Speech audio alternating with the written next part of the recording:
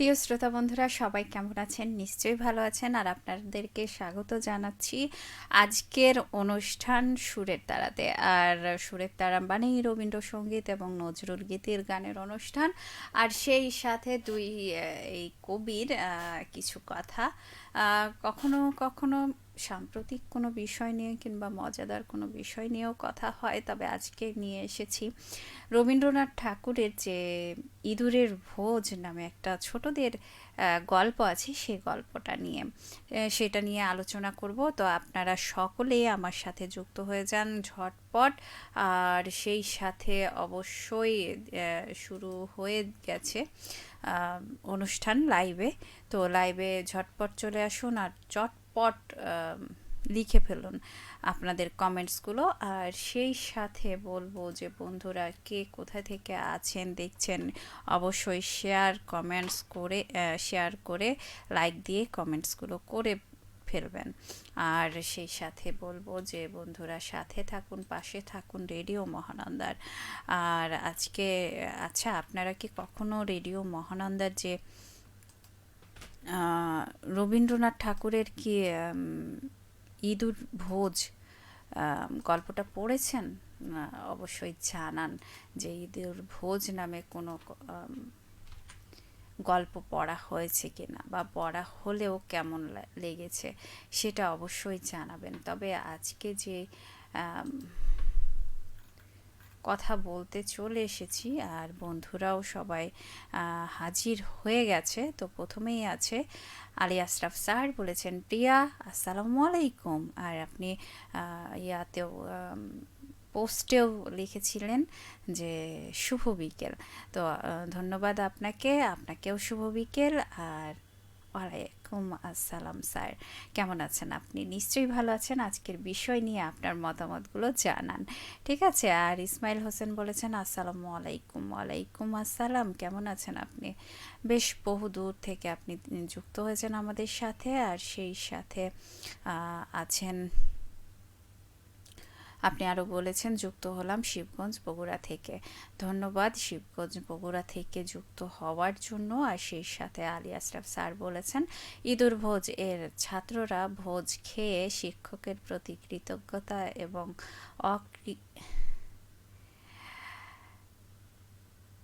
অকৃতজ্ঞ নয় সেটা বলেছেন।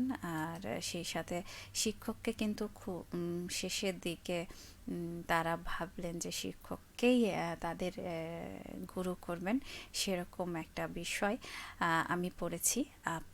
আপনারও পড়া আছে নিশ্চয়ই স্যার, আমি বুঝতে পারছি। আর সেই সাথে কাল বাজারি না করুন, প্রয়োজন মতে তেল নিন, সবাইকে পাম্প তেল নেবার জন্য তেল রাখুন। ও আচ্ছা, কালোবাজারি না করুন, প্রয়োজন মতো তেল নিন, সবাইকে পাম্পে তেল নেবার জন্য তেল রাখুন এবং পাম্পে অকারণে ভিড় না করুন। ধন্যবাদ। আপনি যে বিষয়টি কালকে এই বিষয় নিয়ে কথা বলছিলাম, আমি, কিন্তু আপনি কালকে আসেননি। কোথায় হারিয়ে গেছিলেন অবশ্যই জানাবেন পরবর্তী কমেন্টসে। সেই সাথে আলী আশরাফ স্যার বলেছেন প্রিয়া দুইটি বাণী স্মরণীয় এবং সদা সর্বদা পালনীয়। সেটা কোন দুইটা অবশ্যই জানাবেন আমাকে। কেননা জানা থাকলে পালন করাটা যাবে, আর জানাই যদি না থাকে তাহলে কিভাবে পালন করা হবে, তাই না? প্রিয়া আমার লিখিত মন্তব্যগুলো পড়ে মন্তব্য দিচ্ছে। ধন্যবাদ। ধন্যবাদ আপনাকেও যে আপনি কষ্ট করে আমাকে লিখছেন। আর ভালো লাগছে যে এভাবে লিখে যাবেন আমার সাথে। আমার আব্দুস সাত্তার আছেন, আসসালামু আলাইকুম, কেমন আছেন আপনি? আলহামদুলিল্লাহ, আমি অনেক ভালো আছি। আপনি কেমন আছেন সেটা অবশ্যই জানাবেন। তবে সেই সাথে আমি বলবো যে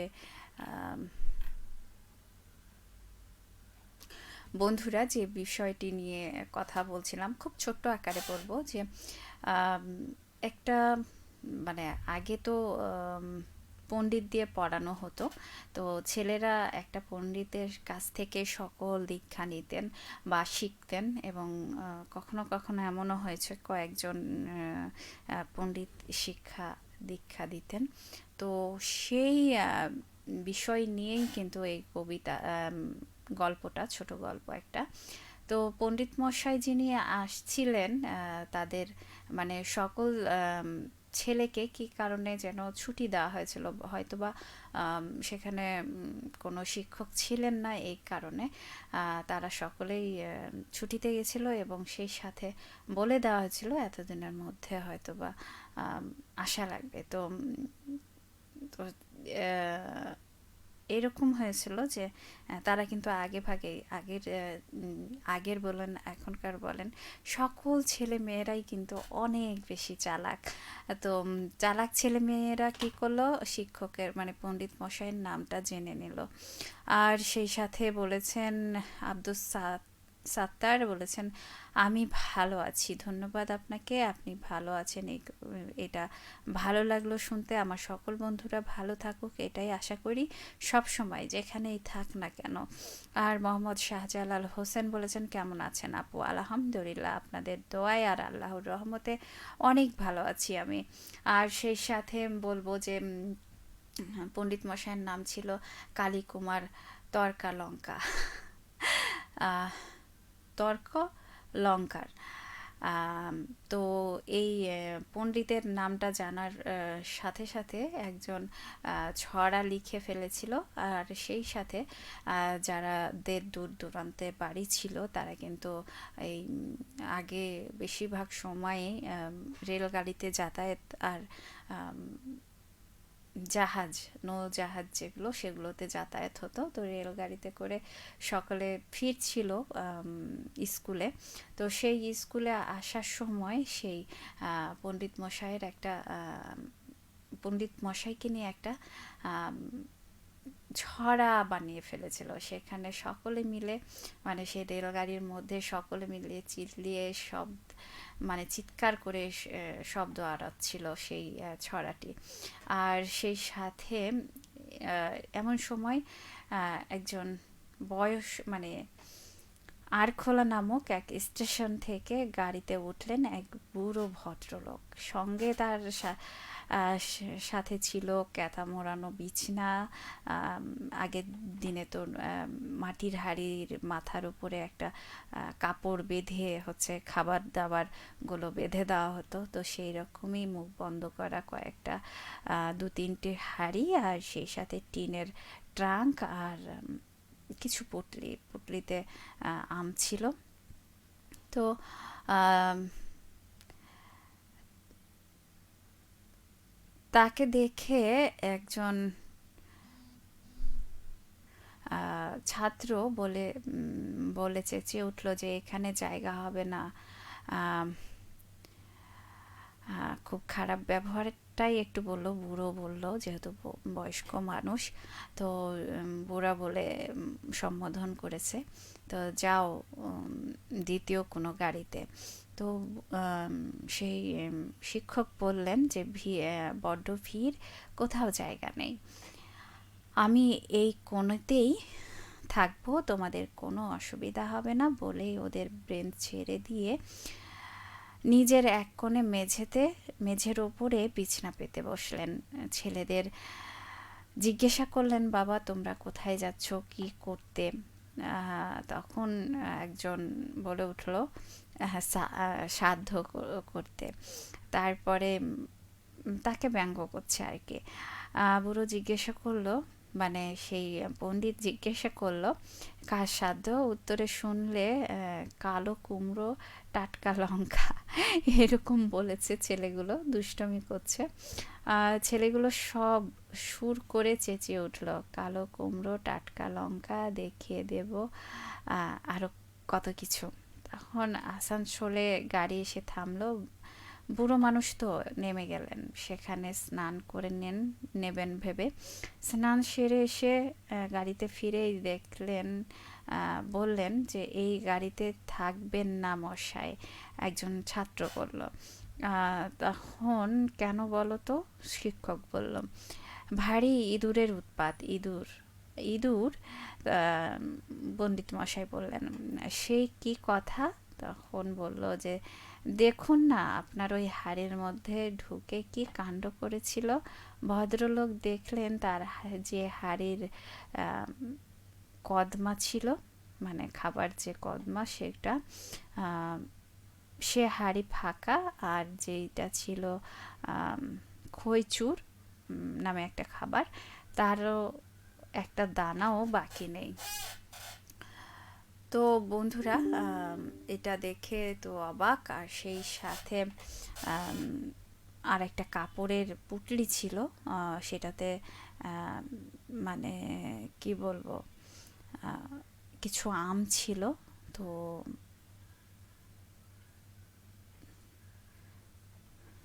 ভদ্রলোক একটু হেসে বললেন, আহা, ইঁদুরের অত্যন্ত খিদে পেয়েছে দেখছি। তখন আচ্ছা, আলী আশরাফ স্যার বলেছেন যে, শুভ হোক সুরের তারা। ধন্যবাদ আপনাকে। সেই সাথে সাথে থাকুন, আর আজকের যে বিষয়টি সে বিষয়টি নিয়ে কথা বলুন। ওবায়দুল আলী বলেছেন, আসসালামু আলাইকুম, কেমন আছেন? আমি নর্থ সাইপ্রাস সাইপ্রাস থেকে। আমি ও আপনার ও আমি ও আমার মেয়ে ডিউটির মাঝে বসে বসে আপনাকে দেখছি ও শুনছি। আচ্ছা, মানে বাবা মেয়ে শুনছেন। ধন্যবাদ আপনাকে। সাথে থাকুন, আর আজকের বিষয় নিয়ে আপনার মতামত থাকলে সেটা অবশ্যই জানান, ঠিক আছে? আর সেই সাথে আম,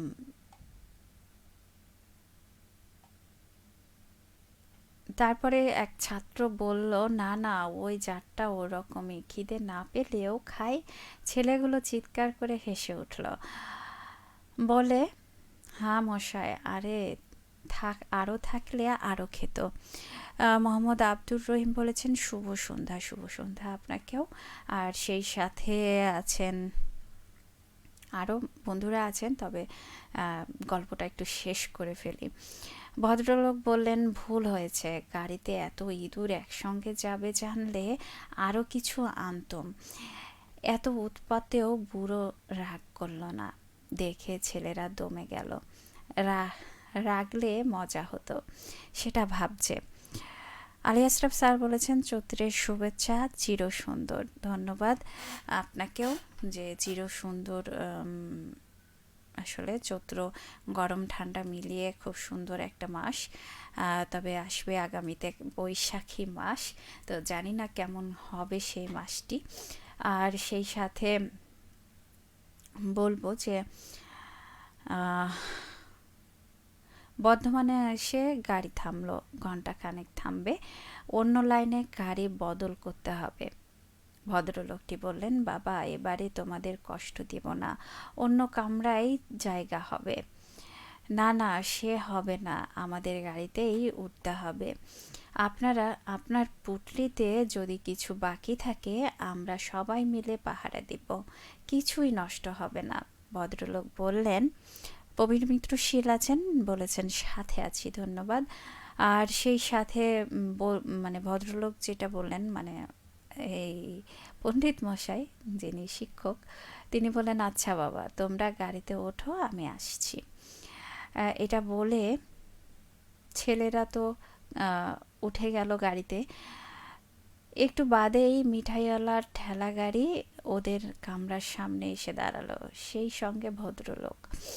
এক এক ঠোঙা এক একজনের হাতে দিয়ে বলল, এবার ইঁদুরের ভোজ, মানে এবার ইঁদুরের ভোজ অনটন হবে না, সেটা বলেছেন। তখন ছেলেগুলো হুর হুররে বলে লাফালাফি করতে লাগলো। আমের ঝুড়ি নিয়ে আমওয়ালা এলো, ভোজে আমও বাদ গেল না। ছেলেরা তাকে বলল, আপনি কি করতে যাচ্ছেন বলুন।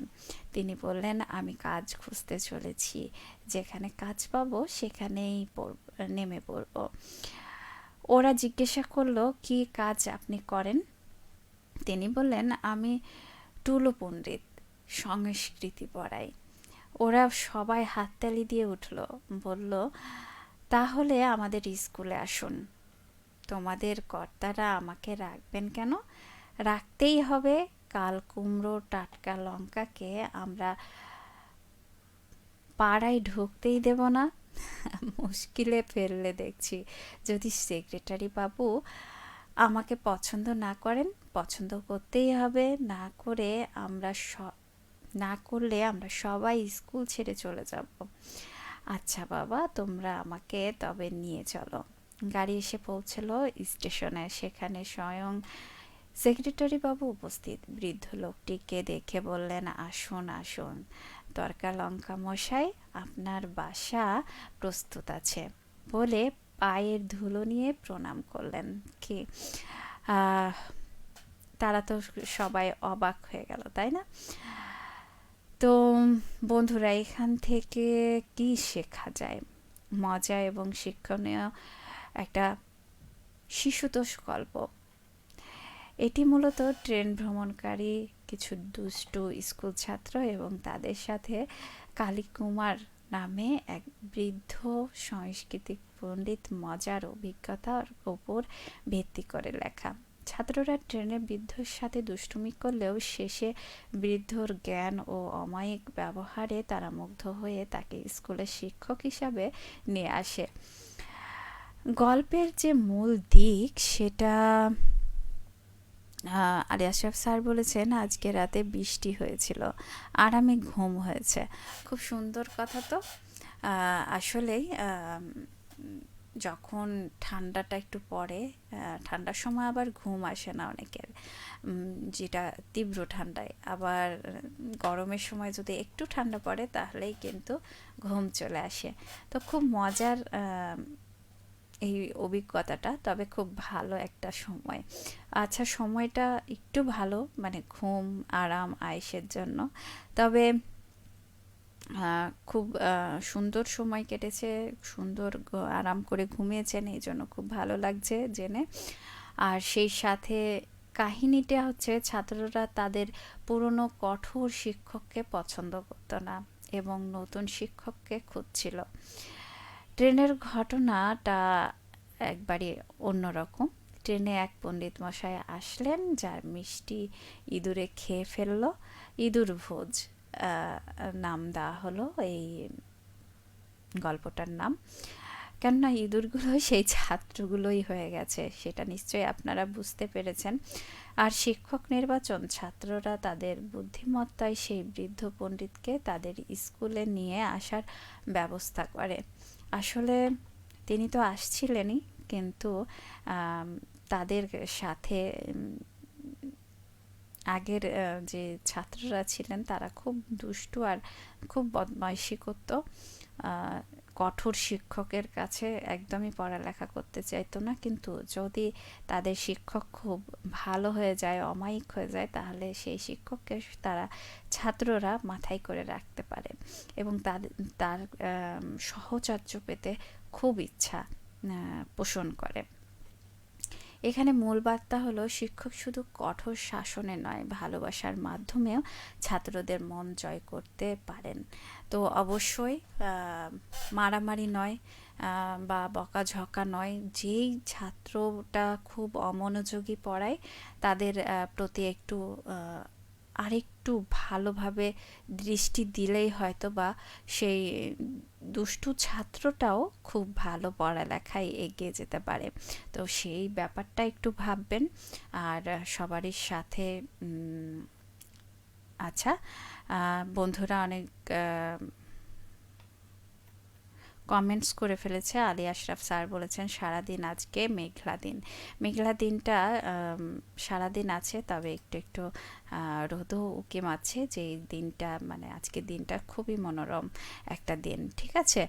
আর মোহাম্মদ গোলাপ হোসেন বলেছেন, আসসালামু আলাইকুম আপু, আপনি কেমন আছেন? আমি নওগাঁ জেলা থেকে শুনছি। ধন্যবাদ আপনাকে, নওগাঁ জেলা এতটা দূর থেকে আমাকে শোনার জন্য। আর সাথেই থাকুন, শুনতে থাকুন। আর শায়েম এসকে বলেছেন যে, আসসালামু আলাইকুম, দেখছি ইন্ডিয়া মালদহ জেলা থেকে, পশ্চিমবঙ্গ থেকে দেখছি। আপনারা কেমন আছেন? শুভ সন্ধ্যা, ভালো থাকলে ভালো থাকবেন। আচ্ছা, ভালো থাকলে ভালো থাকবেন। আচ্ছা, আপনি ভালো আছেন তো সেটা অবশ্যই পরবর্তী কমেন্টসে জানাবেন। আর আমরা তো ভালো আছি বলেই আপনাদের মাঝে চলে আসি একটু কিছুক্ষণ আড্ডা দিতে। আর সেই সাথে আলী আশরাফ স্যার আছেন, বলেছেন কথা বন্ধু প্রিয়া, আমার মন্তব্যে মাউসের প্রতিক্রিয়া দেওয়ার জন্য আপনাকে অসংখ্য ধন্যবাদ এবং কৃতজ্ঞতা। আপনাকেও ধন্যবাদ এবং কৃতজ্ঞতা, কেননা আপনিও আমার সাথে অনেকটা সময় জুড়েছিলেন, এই জন্য ভালো লাগছে। আর সেই সাথে এখন তো বিদায় নিব, তবে ভালো লাগলো আপনাদের সাথে আড্ডা দিতে, এবং সেই সাথে আপনারাও সকলে ভালো থাকবেন, সুস্থ থাকবেন। আর অগ্রিম শুভ সন্ধ্যা। আর রেখে যাচ্ছি দুইটি গান, হয়তো বা আজকে বৃষ্টি হয়নি, কিন্তু বৃষ্টি নিয়ে একটা চমৎকার গান আছে আপনাদের জন্য, তো সেই গানটাই শুনবো আমরা। আর আছে চলুন নজরুল গীতির এই বৃষ্টির গানটা শুনবো, আর সেই সাথে রবীন্দ্রসঙ্গীতের আরও একটি গান শুনবো। তো চলুন দুটি গান শুনে আবারও ফিরবো অডিও লাইভে। তবে ভিডিও লাইভ থেকে আজকের মতো বিদায় নিচ্ছি। সকলে ভালো থাকুন, সুস্থ থাকুন। আগামীতে আবারও চলে আসবো ঠিক একই সময়, সেই সময়ে আপনাদেরকে সাথে পাবো, এই জন্য অগ্রিম আমন্ত্রণ জানাচ্ছি। আর অগ্রিম শুভ সন্ধ্যা সকল বন্ধুকে।